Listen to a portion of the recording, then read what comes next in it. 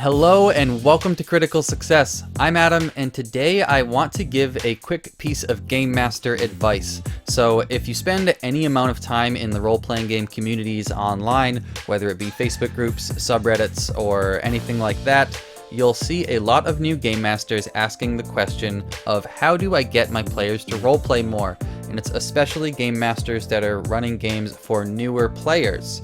So I've gone ahead and taken a look at some of the best and most common answers, and also taken a look at my own experiences and made a list of 5 great tips for new game masters to help your players roleplay more. So let's jump right into it, and the first tip is going to be to lead the way. So as the game master, you need to recognize that you're the person who's introducing most of the scenarios that your players are going to find themselves in, and also that means that you're the first person who's talking in most of these scenarios. So if you open up these scenarios by paraphrasing what an NPC says, or just drop your players in a room with an NPC, oftentimes it's not going to feel natural for them to just start role-playing out of nowhere, especially if they're new players who aren't used to role-playing a lot.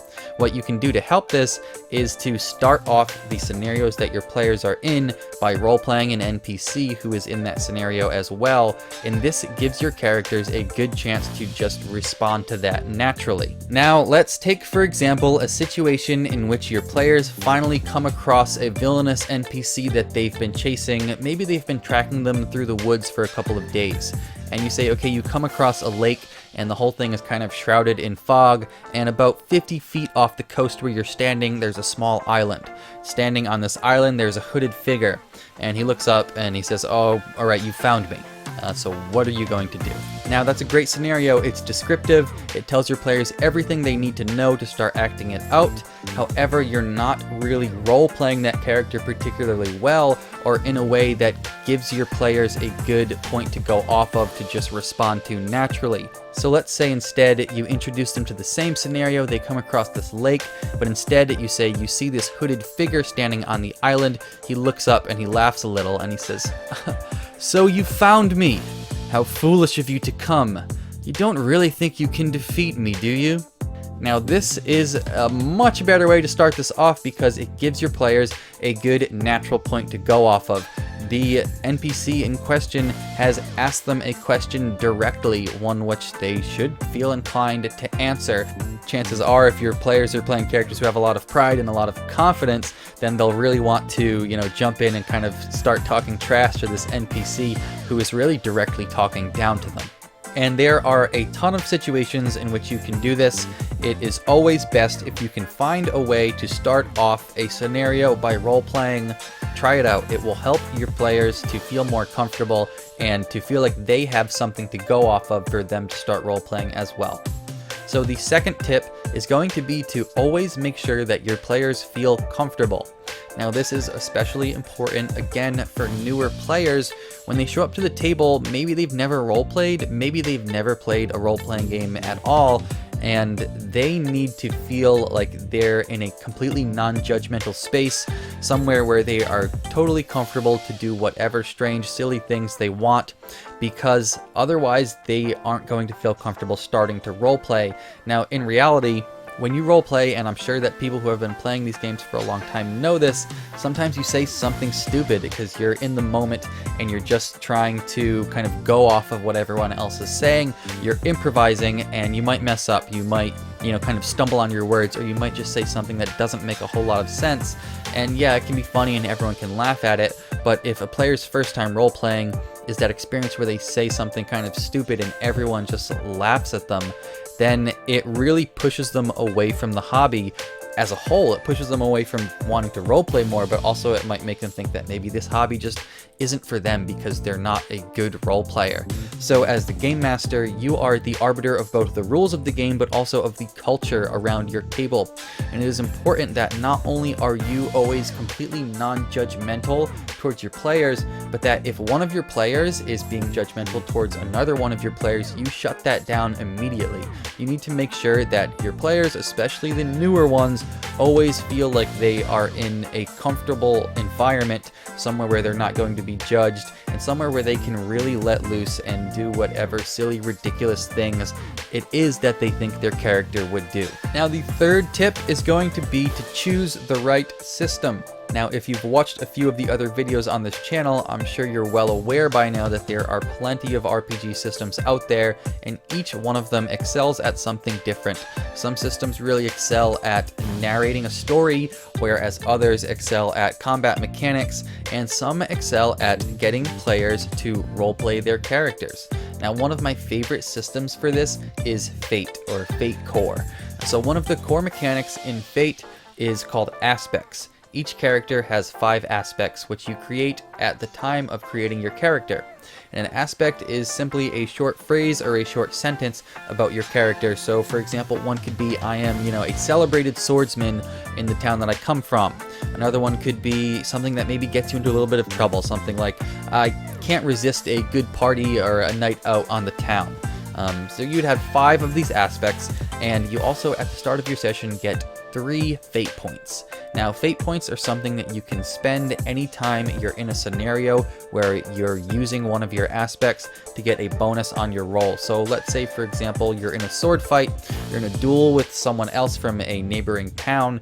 You can say, I want to spend a fate point and invoke my aspect that I am a celebrated swordsman where I come from, and hopefully this will intimidate my foe, and you'll get a bonus on the roll in that duel. So right there, it not only gives your players a reason to define their characters and the traits that they have at the beginning of the game, it also gives them a tangible reward for role-playing those traits, or rather putting their characters in a position where they're going to use those traits.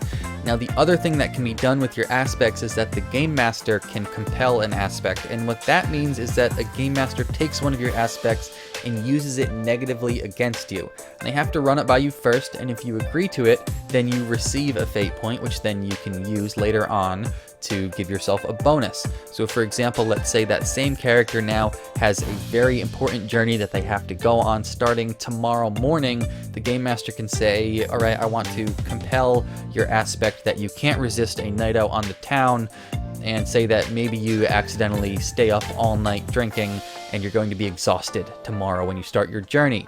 They run that by the player says, okay, that sounds kind of funny. They get a fate point out of it, which then they can use, and again, it rewards them for using their character's negative traits and allowing them to really impact their character. Now, this system again does 3 things. 1, it makes you define your character's traits. It gives you a reward for playing to your character's traits, and it gives you a reward for allowing your character to be negatively impacted by those traits.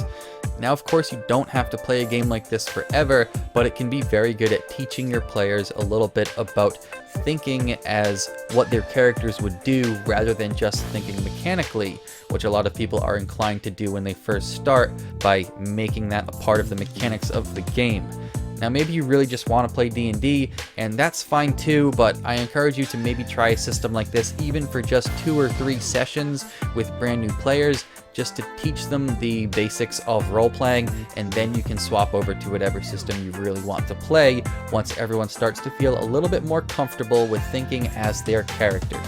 Alright, so tip number 4 is going to be to create memorable NPCs. And this one kind of goes right along with tip number 1, which is leading the way. So when you finally get your players to start role-playing, that's phenomenal, and they're going to have a great time at first. But if all of your NPCs have the same kind of boring and generic personalities, then it's going to get old really fast. There's nothing particularly interesting happening when they roleplay, and they're really going to have no reason to continue on doing it.